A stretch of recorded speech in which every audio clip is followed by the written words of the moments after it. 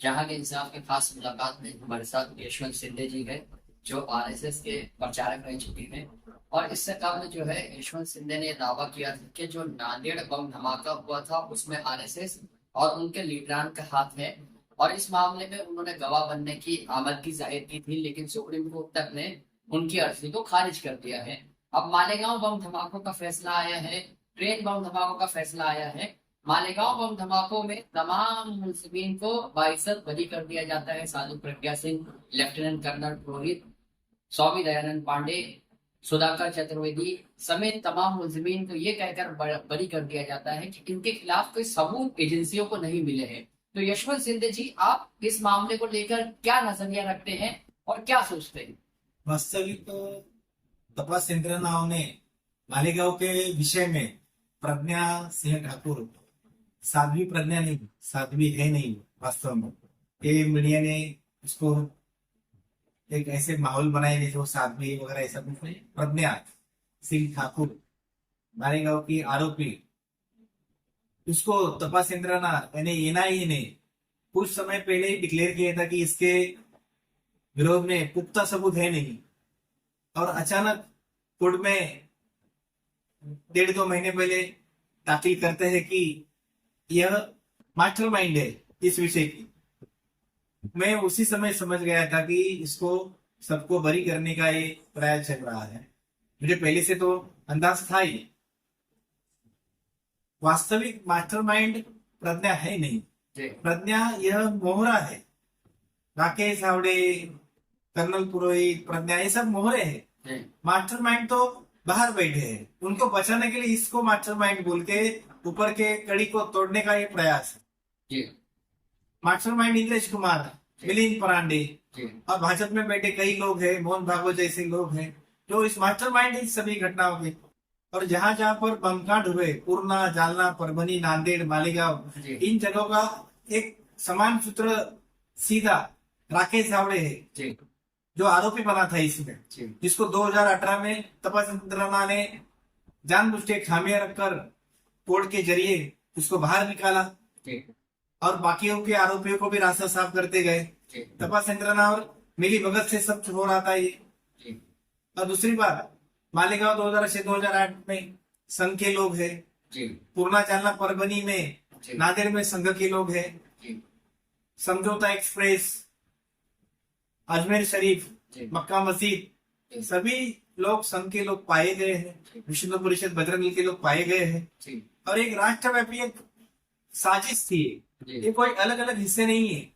ये काम की दृष्टि से अलग अलग बनाए गए, काम की सुरक्षा की दृष्टि से, परंतु है एक ही। प्रायोजक, सबका आयोजक संघ, विश्व परिषद, बजरंग दल और भाजपा ही है। और मास्टरमाइंड को बचाने के लिए ही इन आरोपियों को छोड़ा गया। अगर इनको छोड़ा नहीं जाता तो ये आक्रोश पर बैठते, आक्रोश करते और सभी के नाम लेते। जैसे कर्नल पुरोहित ने 482 सेक्शन के जरिए मुंबई हाईकोर्ट में 1.5 साल पहले याचिका दाखिल की और कहा कि मेरी ऊपर जो याचिका है वो खारिज किया जाए, ताकि मैं मेरे ड्यूटी निभा रहा था, मैं ड्यूटी पर था और वरिष्ठ अधिकारियों का आदेशों का पालन कर रहा था। तो कोर्ट ने उसे बोला कि भाई, तुम्हारा ड्यूटी बम विस्फोट करना, मारना, साजिश रचना, ये तुम्हारी ड्यूटी नहीं है। तो इस मुद्दे पर उसकी याचिका खारिज की गई। उसने खुद कबूल किया है कि मैं था, ऊपर के अधिकारियों का आदेशों का पालन कर रहा था, फंड भी जमा कर रहा था, सब प्रूफ है, सब ऑडियो वीडियो 50-60 क्लिप्स है। कहाँ बैठते थे, भोपाल बैठते थे, इंदौर बैठते थे और कहाँ बैठते, सब प्रूफ है। तो कोर्ट में प्रूफ उसके बाद भी एक कोर्ट बोल रही थी है पुख्ता प्रमाण है नहीं। तो पुख्ता प्रमाण किसे कहा जाता है? क्या विटनेस को जज नहीं जाना चाहिए वहां पे कांड करते समय? ये तो सीधा सीधा बचाव की दृष्टि से सारी योजना रचाई गई। अगर 2006 के मैटर में आरोपी छूटते ही सरकार कोर्ट में जाती है, अपील करती है, तो फिर नांदेड़ में और मालेगांव में क्यों नहीं गई? ये दूजा भाव क्यों है? इससे स्पष्ट होता है कि भाजपा के लोग तपास यंत्रणा और न्याय व्यवस्था में घुसे हुए, और वे जो चाहे अपना फैसला खुद का है वो उसके जरिए अपना पूर्ण फैसला करा रहे हैं और दहशतवादी को बख्शा जा रहा है। तो जिस तरीके से अगर बात करें तो ये वजीर आला देवेंद्र फडणवीस ये कहते हैं कि हिंदू कभी दहशतगर्द नहीं होता और हिंदू तंजीमें जो है दहशतगर्द नहीं है, और इस तरह के प्रोपेगेंडे अब किए जा रहे हैं। और ये भी कहा उन्होंने कि इस्लामिक आतंकवाद था और रहेगा।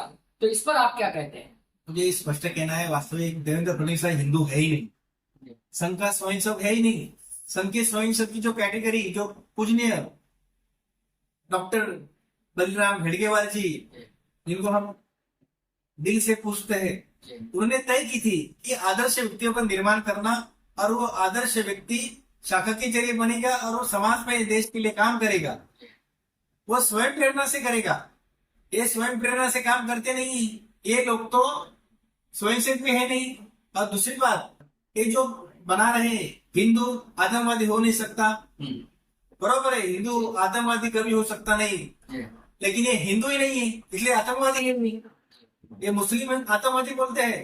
अगर मुस्लिम आतंकवादी यानी चार लोग कहीं के भी हो, मुस्लिम हो, क्रिश्चियन हो, हिंदू हो, तो पूरे समाज को कैसे आप बदनाम करते हो? अच्छा, घर में कोई अगर एक गलत निकलता है सभी को आप स्टैंड लगाओगे कि सारा घर गलत है? नहीं, सारे समाज पर गलत नहीं बोलना चाहिए। ना हिंदू सारा गलत है, ना मुस्लिम समाज गलत है, ना सारा क्रिश्चियन समाज गलत है। तो ये देवेंद्र फडणवीस जैसे महाभ्रष्ट लोग जो हिंदू मुस्लिम के नाम पर देश में दंगा करा रहे हैं, देश में आक्रोश फैला रहे हैं, आदमियों को मरवा रहे हैं और सत्ता पे बैठे रहे, ये देश के नहीं, देश के नागरिक होने के लायक नहीं ये लोग।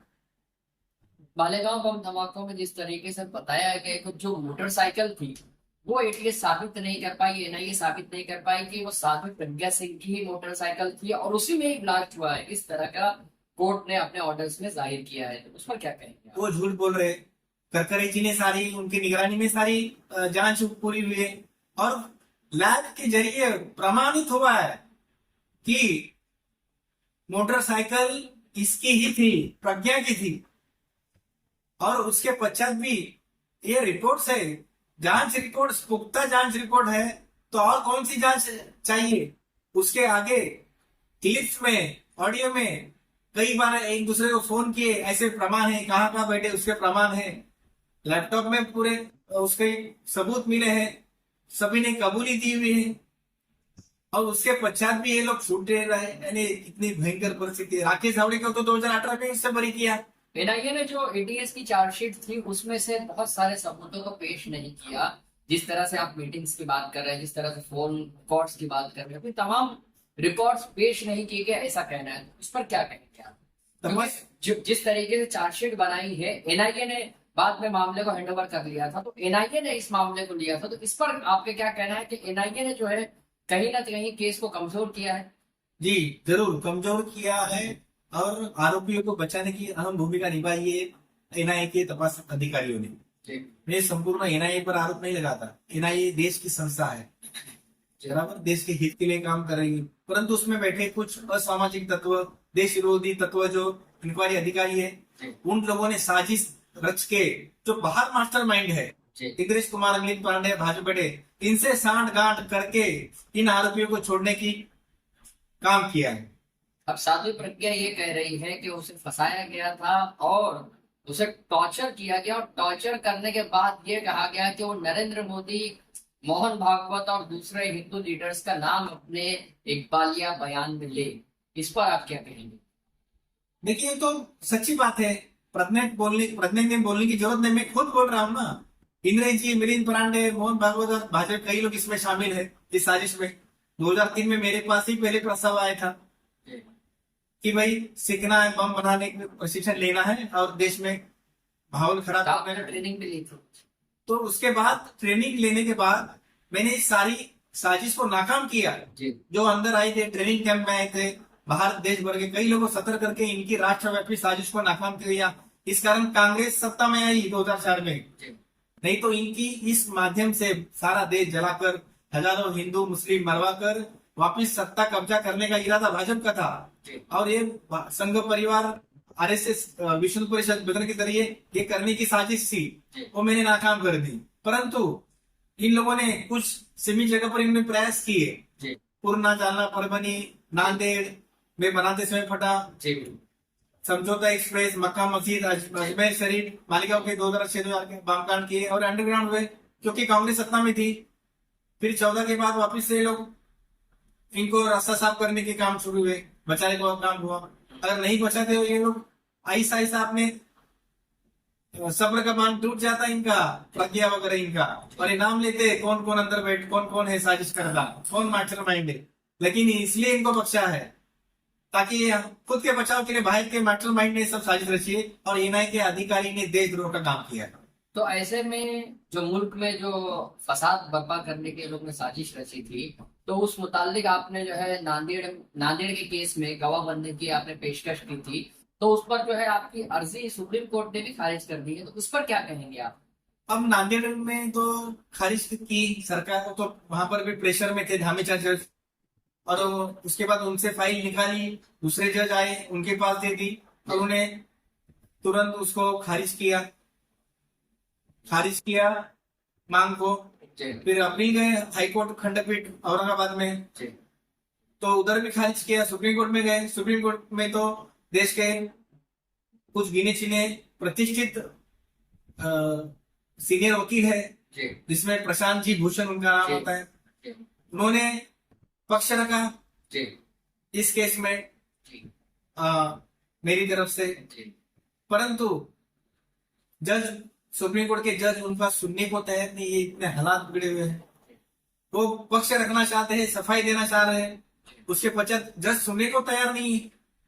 और हमारी मांग 311 सेक्शन क्या कहता है कि केस किस भी स्टेज पर हो, अगर विटनेस सामने से आता है गवाह, तो उसको लेकर उसकी साक्ष्य लेनी चाहिए, इससे केस मजबूत होता है, सच्चाई सामने आती है।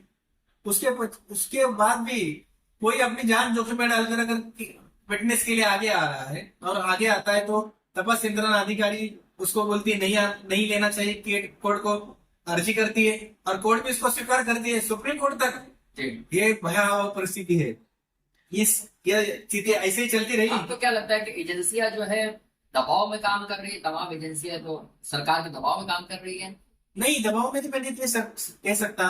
भाजपा में बैठे और संघ परिवार में बैठे जो विकृत लोग हैं, देश के खिलाफ साजिश रच रहे, लोगों को मरवा रहे, ऐसे ही प्रवृत्ति के लोग सिस्टम के उन्होंने आगे लाए हैं और वहां बैठाए हैं, तो उनके आदेशों का पालन करें।